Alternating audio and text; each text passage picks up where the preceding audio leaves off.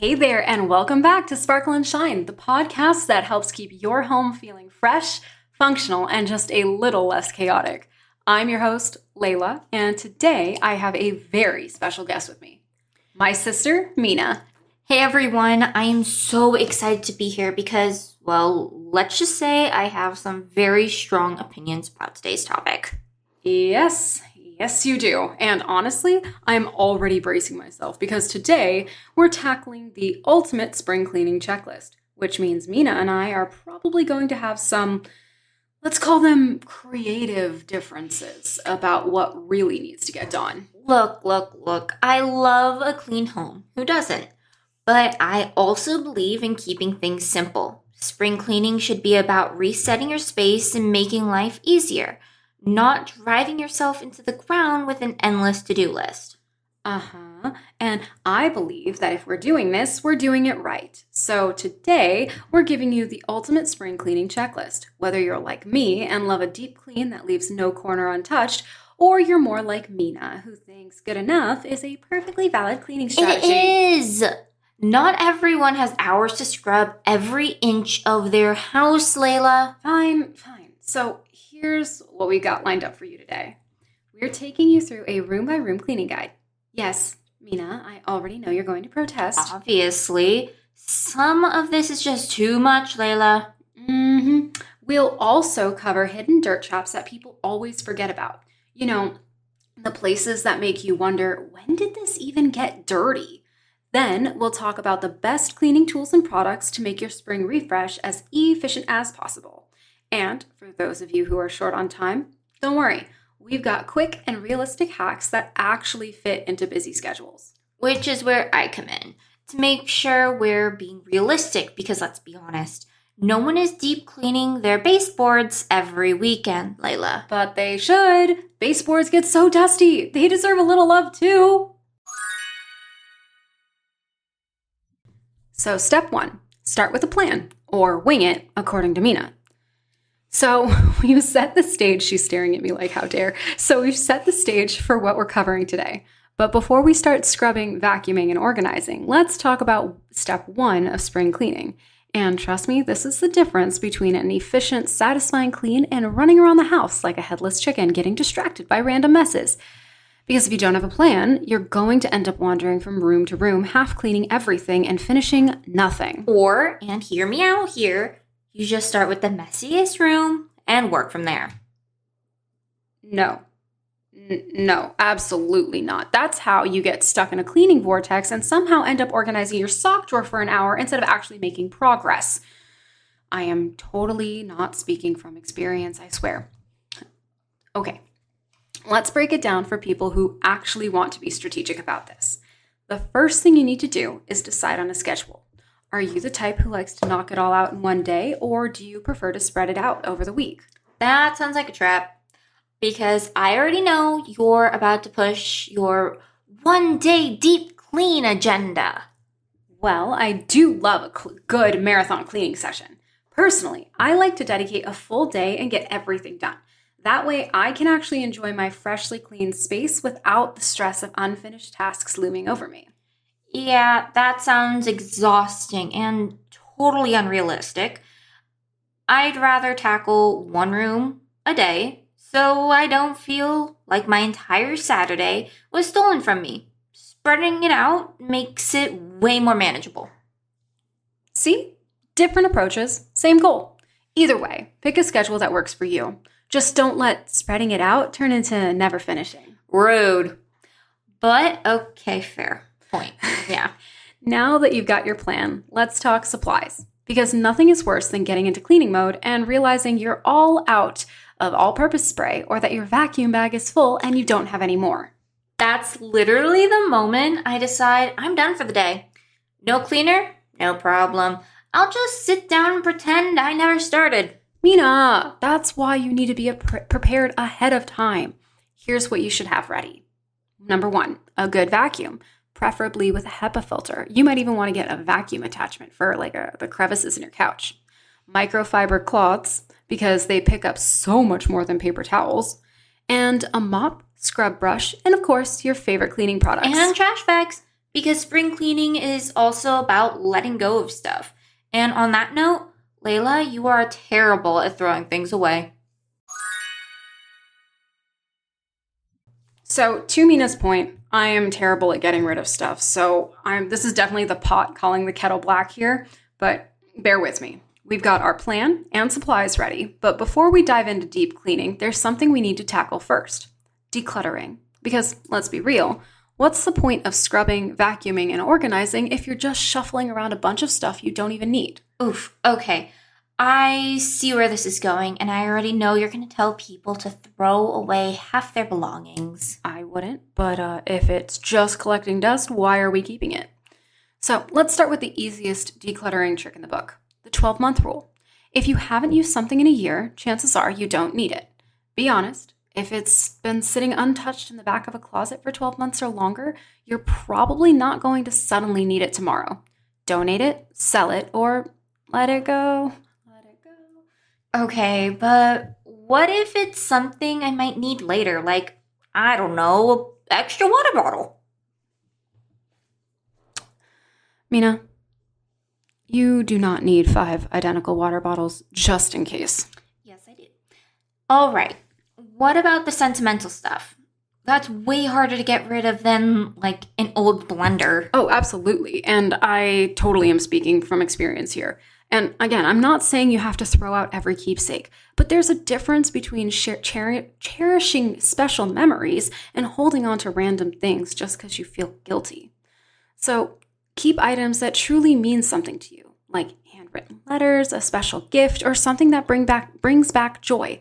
So, for example, all of your birthday cards that you wrote me and all the sweet words, like I'll cut out that one little section and I'll keep it like a postcard, or the little wax seals that you put on all that stuff. I'll keep those too. And then digitize where you can. Old birthday cards, kids' artwork, or sentimental papers can be scanned and saved digitally. So all of those old bits of art that we have from like kindergarten, first and second grade that mom just kind of holds on to forever, she could digitize it. Or, Dad found it all and then threw it all away. Oh, sad. Then she should have limited herself to a memory box. If it doesn't fit in there, it's time to reassess. Memory box? That sounds cute, but also a little restrictive. Well, that's the point. You shouldn't need an entire closet to store old ticket stubs and mismatched socks from high school. And again, pot, kettle, I am totally not the epitome of getting rid of stuff. My room is full of things. But that said, this is something I definitely strive to do on a yearly basis. Okay, the next method of decluttering is simple. If you don't love it, why are you keeping it? So many of us hold on to things because we spent money on them, because they were gifts, or just because we feel guilty letting them go. But if you don't actually like it, it's not adding any value to your life. So ask yourself, would I buy this again today? If the answer is no, it's time to let it go. Ooh, that rhymed. That's so cool. If it's broken, outdated, or doesn't fit your style anymore, bye-bye. If it's hiding in a drawer, forgotten and unused, donate it to someone who will use it. Okay. I get it. But what if I regret getting rid of it sometime later? Then you probably weren't using it anyway. And guess what? You'll survive.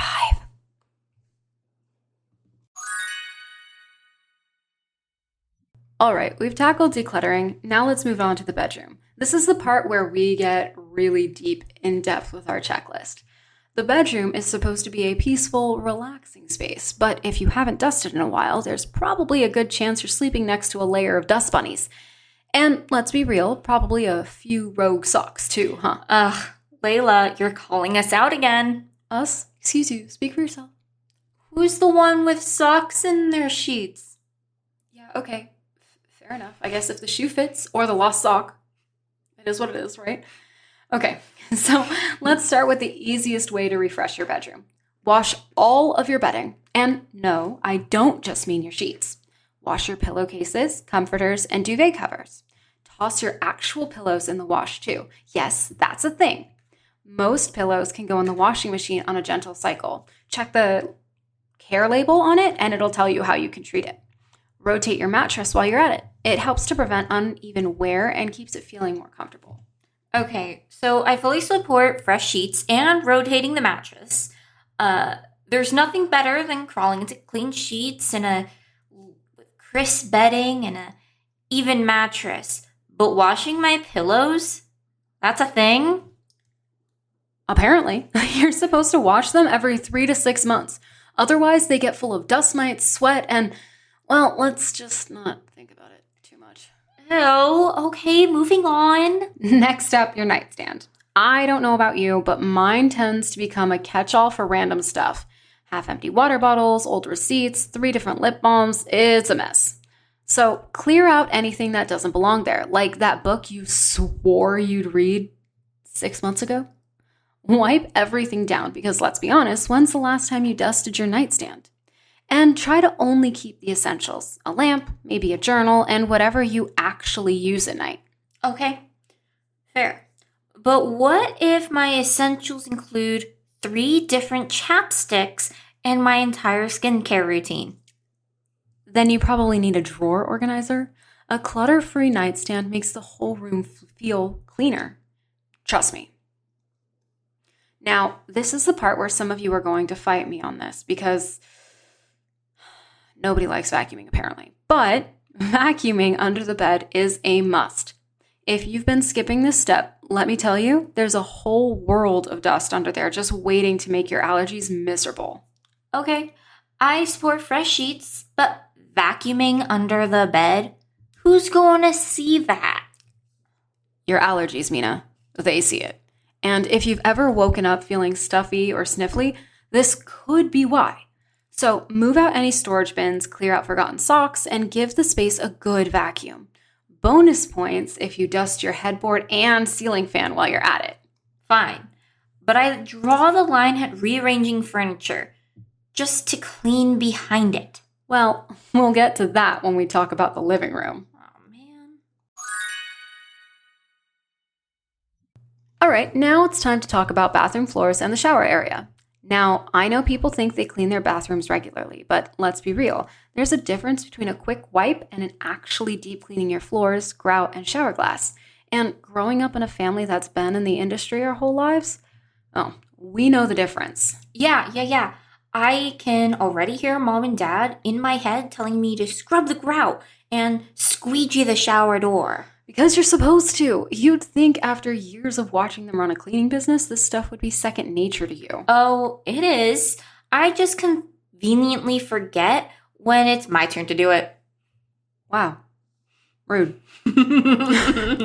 Okay, first up, shower glass and tracks. If you're not regularly cleaning these, you've probably got soap scum, water spots, and mildew building up. And let's be honest, that once that buildup settles in, it's a pain to remove. So here's a couple of tricks for you. Spray a mixture of vinegar and dish soap on the shower glass. Let it sit for 10 to 15 minutes, then scrub with a non-scratch pad. For hard water stains, you can use a paste of baking soda and vinegar, then buff it off with a microfiber cloth. And of course, don't forget the shower door track. Use an old toothbrush to scrub out built-up grime. Okay, but normal people aren't scrubbing their shower door tracks every week, Layla. And that's why they get so gross. You remember Dad always checked them in his cleaning jobs, right? That's where the grime hides. Trust me, 5 minutes with a toothbrush and some vinegar, and they'll look brand new. Fine, but I'm definitely using a new toothbrush for that. Yeah, that's probably fair. I wouldn't use a toothbrush that I intend to put in my mouth to do that. That would be gross. Maybe I'll use yours. Wow, rude. Okay, next let's talk about the bathroom floors. These take a lot of abuse. Water spills, product drips, pet paw prints, and let's not even begin to talk about what happens around the toilet. So here's what you're going to do. Sweep or vacuum before mopping. Hair and dust love to settle in the corners. Use a pH-neutral tile and stone cleaner to avoid damaging the floors. And then mop with a damp, not soaking mop with a mop to prevent moisture from seeping into the grout. Okay, so no, just dumping soapy water on the floor and calling it a day? No, you should know better than this. Too much moisture can weaken grout and cause mold under tiles. Quick, controlled mopping is the way to go. All right. But you're still the one scrubbing behind the toilet. All right, last but not least, the grout. Listen, I know this is nobody's favorite cleaning task, but if your grout is looking dingy, your whole bathroom looks dingy. So make a paste with baking soda and water, apply it to the grout, and scrub with a stiff brush. For extra cleaning power, spray vinegar on top and let it bubble up. It helps lift stains. If your grout still looks dark after scrubbing, it might be time to reseal or call in the professionals. Wait, reseal it? That sounds like an extra step I'm definitely skipping. Disappointing, Dad. 100%. I mean, that's a choice. But if you want to maintain your clean-looking grout longer, it's definitely worth it. Otherwise, you're gonna have to enjoy watching it turn from white to gray really, really fast. You sound like Mom when she caught me using glass cleaner on the bathroom floor. And she was right. You should have seen her face. Absolute disappointment.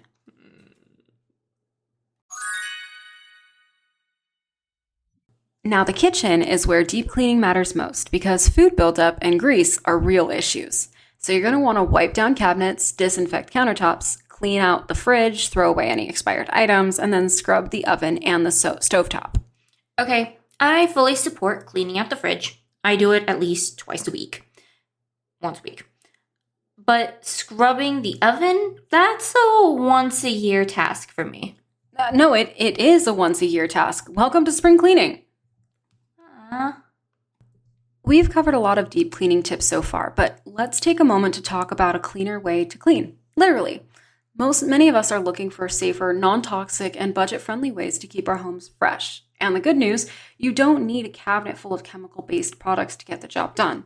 Eco-friendly cleaning is not only better for your health and the environment, but it's also easier on your wallet. I love this. Anything that saves money and avoids harsh chemicals is a win for me. Same. So let's go over some of the best ways to tackle spring cleaning with natural, sustainable alternatives that actually work.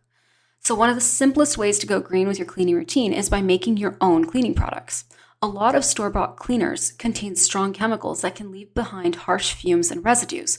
But did you know that some of the best cleaning ingredients are probably already in your kitchen?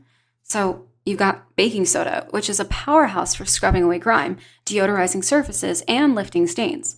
White vinegar is great for cutting through grease, disinfecting, and dissolving mineral buildup, which is perfect for windows, countertops, and even your shower, like I mentioned earlier. Lemon juice naturally breaks down grease, leaving surfaces sparkling, and adds a fresh, clean scent. Okay, I've used vinegar and baking soda before, but does lemon really work that well? Oh, absolutely. The acidity in lemon helps cut through grease and soap scum, and it's a great natural way to freshen up cutting boards, sinks, and even your microwave. Just slice a lemon in half, rub it over a surface, and wipe clean. It's basically magic. Another way to make your cleaning routine more eco-friendly is by reducing waste. A lot of us are guilty of overusing paper towels and disposable cleaning wipes, but making a few simple swaps can significantly cut down on household waste while saving money. So instead of paper towels, switch to reusable microfiber cloths or old cotton t-shirts for dusting and wiping surfaces. Opt for washable mop pads instead of disposable ones to keep floors clean without creating extra waste. Use a refillable spray bottle for DIY or bulk cleaning solutions rather than buying single-use plastic bottles over and over again. I am 100% guilty of reaching for paper towels way too often, but switching to reusable cloths doesn't sound too hard. And it's not. Honestly, microfiber cloths work way better than paper towels. They pick up dust instead of just pushing it around, and they last for years. Plus, fewer paper towels means fewer trips to the store, which is always a win. Okay, now let's talk about freshening up your home without synthetic air fresheners. A lot of store-bought sprays and plugins contain artificial fragrances and chemicals that can irritate allergies and even affect indoor air quality. I learned recently that artificial fragrances in candles can even trigger migraines. But there are plenty of natural ways to keep your home smelling amazing. Number 1, essential oils. Mix a few drops of your favorite essential oil with water in a spray bottle for a quick chemical-free room freshener. or room refresher. 2, houseplants. Add things like aloe vera, peace lilies, and spider plants to naturally purify the air and add a touch of greenery to your home. But make sure that these plants are safe to have around animals because some of them can be dangerous and poisonous if they consume them. Right, like peace lilies are actually dangerous to cats. I think there's another type of plant. What is it? Mom and Dad wanted it, and we said no.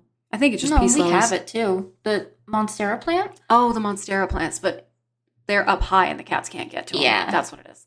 And then fresh air. Simply, spring is the perfect time for this, to be honest. Simply open your window for a couple minutes a day, and that can do wonders for air quality and keep musty odors from lingering. It's also really nice to just release that old stale air and bring in new air. Totally. I absolutely love essential oils. I just started using them, and it makes such a difference. Lavender at night helps me sleep a lot better. Yeah, and citrus oils like lemon and orange are so bright and happy, they're perfect for daytime. They make the whole house smell clean and fresh without any overpowering chemical scents. All right, so we've talked about all the usual spring cleaning tasks: decluttering, deep cleaning bedrooms, bathrooms, and even switching to eco-friendly products. But now it's time to face the truth. There are places in your home that haven't been cleaned in years. And if you think I'm exaggerating, trust me, I'm not. Okay, now I am nervous. What are these so-called forgotten spaces? Oh, just a few places that dirt loves to hide. You know, the spots we conveniently forget exist until we finally decide to move a piece of furniture and instantly regret it. Oh God, I feel called out already. Let's start small. Light switches and doorknobs. Think about how often you touch these throughout the day. Now think about how often you actually clean them. Use a disinfecting wipe or a cloth with rubbing alcohol to wipe down doorknobs, light switches, and even remote controls. For an extra deep clean, use a cotton swab dipped in vinegar to get into the crevices of switches and buttons. And don't forget cabinet handles. Kitchen handles in particular collect grease and food residue over time. I, for one, will admit I don't think I've ever cleaned my light switches. But now that you've pointed it out, I'm a little grossed out. Exactly. It's one of those things you don't notice until you do, and then you can't unsee it. Next up, under your furniture. If you haven't looked under your couch or bed in a while, I hate to break it to you, but you probably have an entire ecosystem of dust bunnies living under there. Use a vacuum with a long attachment to reach under beds, couches, and dressers. If possible, move furniture every few months to keep dust and pet hair from building up. Bonus tip, check under your couch cushions too. You might find some loose change or a snack from last year. Oh my God, the last time I moved my couch, I found like 6 missing socks and a receipt from 2019. I just pretended I didn't see it and put the couch back. Mina, that's the opposite of cleaning. Okay. And finally, the scariest place of all, behind the fridge and oven. If you've never cleaned back there before, I promise you it's worse than you think. Wait. We're supposed to clean behind the fridge? We're supposed to move it? Like, who does that? People who don't want mystery crumbs from 2018 hanging out back there. Seriously, food crumbs, grease buildup, and dust collect behind appliances fast. And if you never clean them, it can even attract pests. Like, look, we sweep in the kitchen, right? And sometimes, like, something gets swept under the refrigerator, or like Blue, one of our cats, is playing with grapes and it ends up under the fridge. And now we've just got like at least 24 rotten grapes under your fridge. Yeah, fair enough. Yeah, it's gross. Super gross. So what you're going to want to do is carefully slide your fridge or oven forward, if possible, and sweep or vacuum any debris behind it. Use a degreaser or warm soapy water to wipe down the walls and the sides of the appliances. And then check your fridge's coils while you're back there. Dust buildup can make your fridge work harder and waste energy. Okay, I hear you. But I'm just saying, if I move my fridge and I find something unidentifiable back there, I'm leaving the house immediately.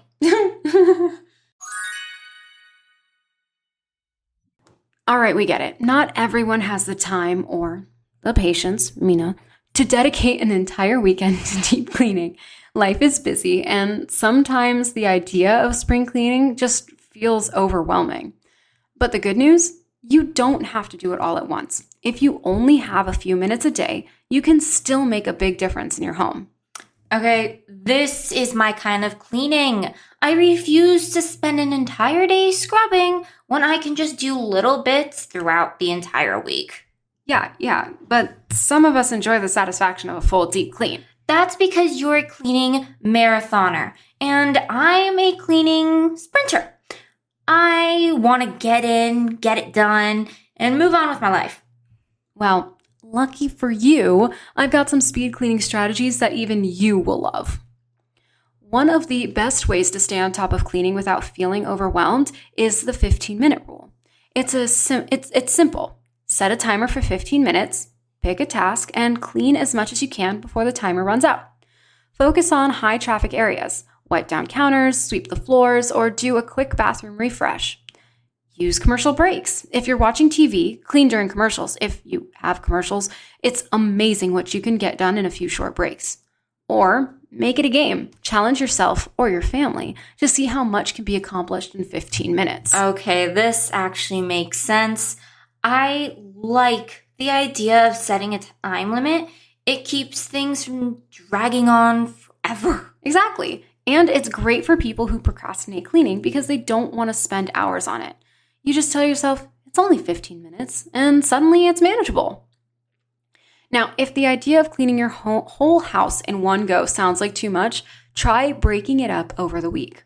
Instead of tackling everything at once, focus on just one area per day. So, for example, here's like an example set of things for the week. On Monday, wipe down kitchen surfaces and clean out the fridge. On Tuesday, do a quick bathroom scrub, sink, mirror, toilet. On Wednesday, dust and vacuum the living area. Thursday is bedrooms, change your sheets, declutter nightstands. Friday is the floors, sweep, mop, and vacuum everywhere. And on the weekend, you can do bigger tasks like organizing a closet or deep cleaning a space that needs extra love. Now, this is my kind of cleaning plan.